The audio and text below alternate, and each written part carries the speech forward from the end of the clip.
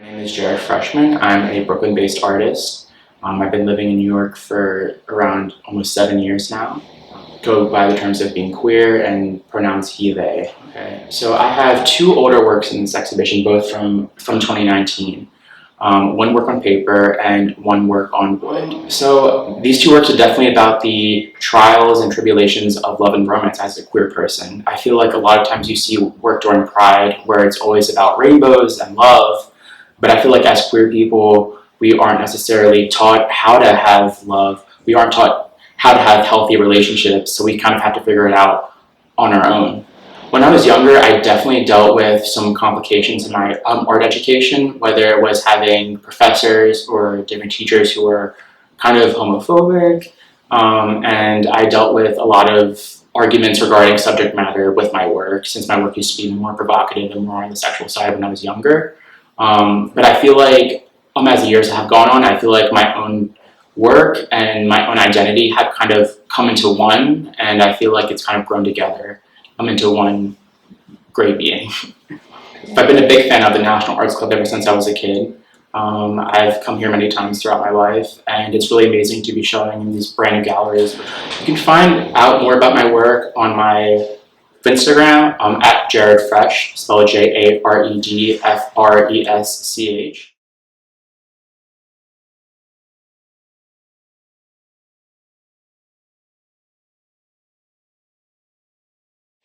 My name is Melike Baskoylu. I was born and raised in Istanbul, Turkey until I was a teen. I then moved to the States and have been living in New York ever since. But my biggest inspirations come from Ottoman and Safavid era miniature paintings, along with my mother, who's a master artist in Turkish illumination and traditional paper cutting. I am constantly asking myself how to translate images, symbols, and patterns into the physical, and how to combine making and building with painting and drawing. I think Lovers for me is an example where I was able to unmute this narrative that's always existed in history using my passion for woodworking. Representation and inclusivity play a big role in building or rebuilding a community, and I feel very lucky to be included in that process. I think in the past year, we've all individually had a difficult time and a change in our circumstances and our surroundings. Renovations of the ground floor galleries at the club have been very refreshing and welcoming. My work is available on Artfair, as well as my website, melikebaskoylu.com, or on Instagram, Melike Baskoylu.